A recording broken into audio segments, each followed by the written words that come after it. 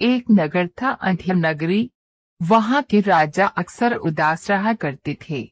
उनके दरबार के सभी लोग चाहते थे कि वे खुश रहें, क्योंकि जब वे खुश रहते थे तो उनकी प्रजा भी खुश रहती थी। तरह तरह के लोग उनसे मिलने आते थे और ये कोशिश करते थे कि राजा को हंसा सके, लेकिन सारी कोशिशें बेकार हो जाती थीं। एक दिन दरबार में एक मसखरा आया। उसका नाम था राजू। उसने राजा से कुछ इस तरह से बात की कि राजा को हंसी आ ही गई। बड़ा ही बुद्धिमान था वह।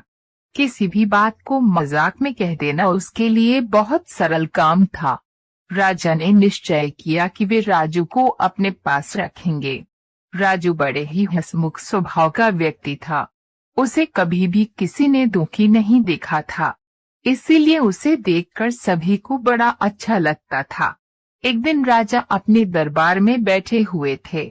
तभी उन्होंने राजू के जोर जोर से चिल्लाने की आवाजें सुनी। ऐसा लग रहा था कि जैसे वो चीख चीख कर रो रहा हो। राजा तुरंत उठकर भागे। वे बाहर पहुंचे तो उन्होंने देखा कि उनके सैनिक राजू की बुरी तरह पिटाई कर रहे थे। राजा का गुस्से से बुरा हाल हो गया। वे चिल्लाए, छोड़ दो उसे। तुरंत सैनिक घबराकर एक ओर खड़े हो गए। तब राजा ने पूछा, क्यों मार रहे हो इसे महाराज? यह राजू आपके सिंहासन पर बैठा हुआ था।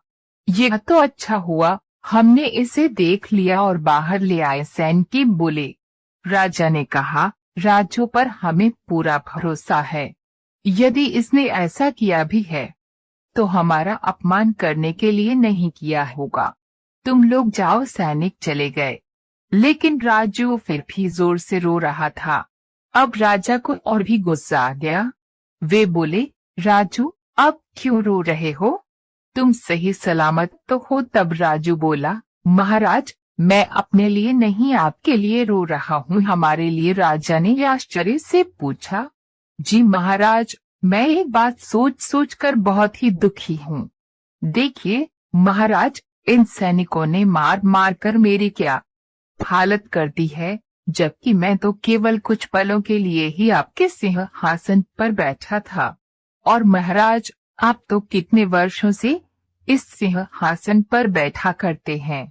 आपने कितनी ज्यादा मार सही होगी। डॉलर यह बात सुनकर महाराज को भी हंसी आ गई। उनका सारा गुस्सा गायब हो गया।